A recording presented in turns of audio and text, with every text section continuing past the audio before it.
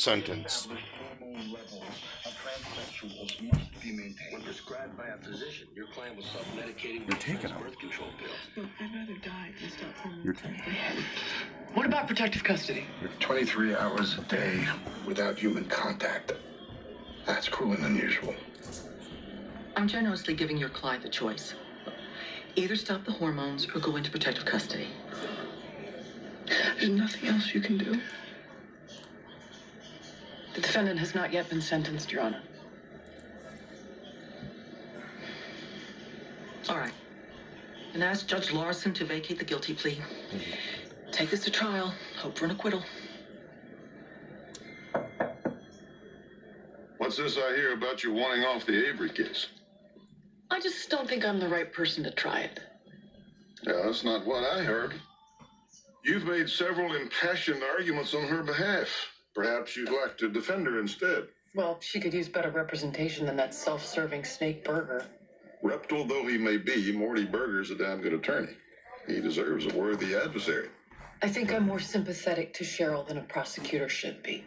A good ADA has to think on both sides of the fence. Your empathy is a strength, not a weakness. You know, if Cheryl had been born a woman, a jury would have no problem acquitting her. She killed a man. What do you care what sex she is? Because that, and not the evidence, is what's going to convict her. Now, what's going to convict her is a jury of her peers, not angels or divine ethical beings. I suppose it bothers me more than it should. Well, I'll reassign the case if you like. But you might want to consider who's going to give Cheryl Avery the fairest treatment. You or some other prosecutor who will put her gender on trial.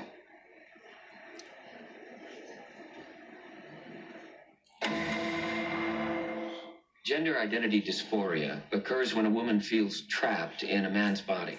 These feelings are centered in the hypothalamus gland in the brain, specifically the stria terminalis. Please describe the exhibits, Doctor. The first photo is the stria terminalis of a male brain. The second is that of a female. The stria terminalis of the male brain is much larger than the female's. The third appears to be the same size as the female stria terminalis. It is, but it's actually the stria terminalis of a biological male who is transsexual. Are you saying, Doctor, that despite being born with male genitals, a portion of this man's brain is identical to a woman's? Yes. Yeah, And, portion. in your expert opinion, explain what this means in Cheryl's case. Cheryl feels like a woman because her brain is physiologically female. Thank you, Doctor.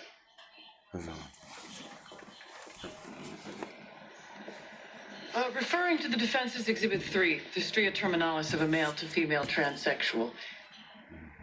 Is that a picture of the defendant's brain? No, these are photographs of cadaver brains. Why didn't you photograph Cheryl Avery's brain?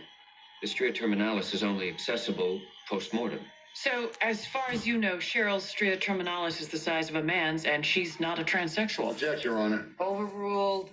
Answer the question, Doctor. I can't respond with certainty either way. Nothing further. Let's talk about the first time you were assaulted for dressing as a woman. How old were you? 12. And what happened? I was in my room wearing my mom's bra and skirt when my brother's friend walked in. What did you do? He laughed. And he said he would tell everyone. Did he? Yeah. In fact, the next day at school, 3 boys came in the bathroom and they hit me, they kicked me, and spit on me. How many times have you been assaulted? I've had my nose broken and my shoulder dislocated, and once someone set fire to my hair. Cheryl, how have these repeated attacks affected you? I'm scared to leave the house. God, someone has to love them. I had no choice when my parents kicked me I out. want to be one of those people. You know, and every time someone looked at me, I wondered, are they going to hurt me? Are they going to... Is this going to be the time that someone kills me? I'm gonna When Joe rest in my Capella life. assaulted you, this is what you were feeling. Yeah.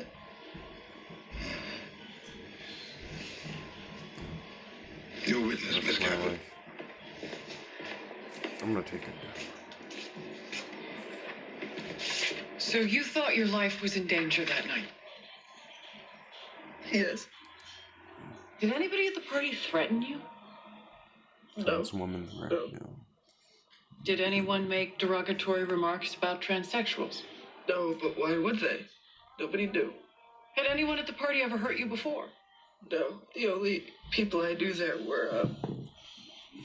were Joe and Eddie. How long had you been dating Eddie? 2 months. Were you intimate? Yeah,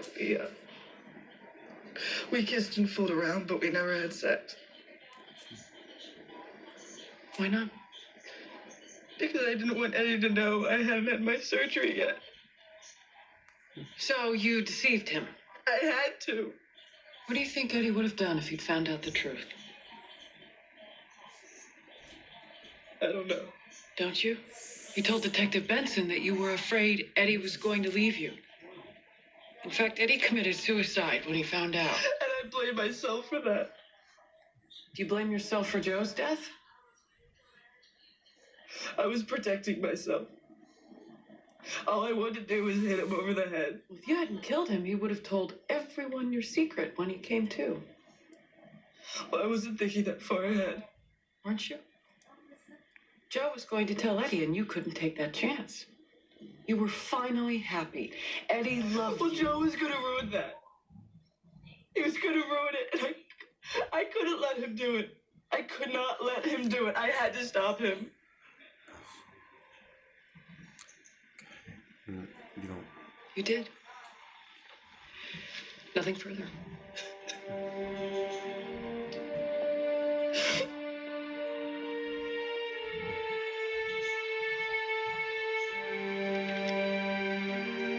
Has the jury reached the verdict? We have, Your Honor. Will the defendant please rise? On the sole count of murder in the second degree, how does the jury find? We find the defendant guilty. Please don't do this. Please, look, you can't put me in that place. Please. Help me, please. Somebody. You can't put me in that place.